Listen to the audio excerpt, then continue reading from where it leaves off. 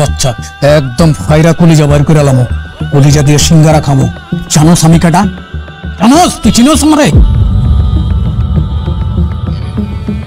ওই ছোট লোক, তুই চিনোস আমারে? আমার এই যে দারোয়ানের বাচ্চা কইলি আমার বাপের খবর রাহস?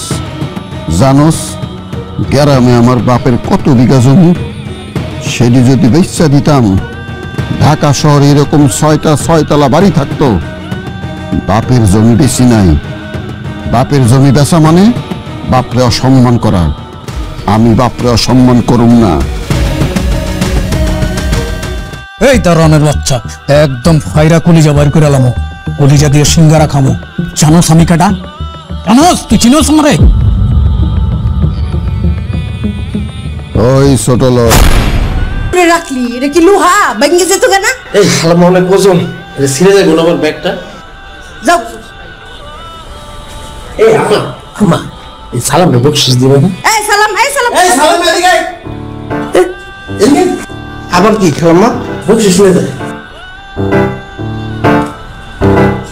ও 10 টাকা উঠছে, কোনো ব্যাপার না।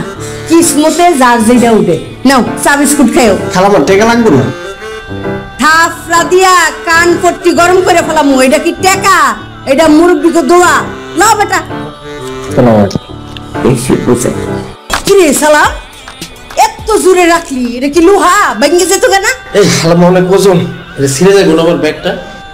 যাও। নাটক তো আমরা ঈদের পর আবার সবাই একসঙ্গে মিলেমিশে কাজ করছি, অনেক আনন্দ নিয়ে কাজ করছি। আর আমার ক্যারেক্টার নিয়ে বলবো যে আমার ক্যারেক্টার নিয়ে মানুষের ভীষণ রাগ হয়, দর্শকদের ভীষণ রাগ হয়।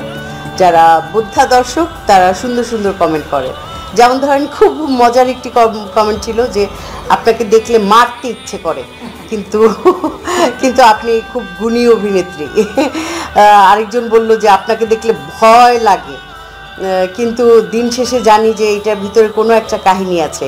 এরকম দর্শকদের নানাবিধ আগ্রহ জন্মে উঠেছে আমার ক্যারেক্টারটি নিয়ে। দীর্ঘ না। বড় ভাই, আমার বড় ভাইয়ের নাম ছিল ইব্রাহিম।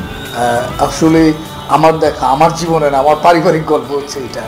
তো ও যখন বলল আমি তখন বুঝে নিলাম যে এটা আসলে আমার বড় ভাইয়ের চরিত্রে আমাকে অ্যাক্টিংটা করতে হবে। তো তখন আমার বড় ভাইয়ের প্রতি আমার অনেক রাগ হইতো, অভিমান হইতো, অনেক কষ্ট হইতো যে কেন আমার মার সাথে এরকম করে। মানে আমি বলছি না যে উনি আসলে করে, এইটা যে সিচুয়েশনে পড়ে মানুষ যে আসলে কি করে, কি করতে পারে।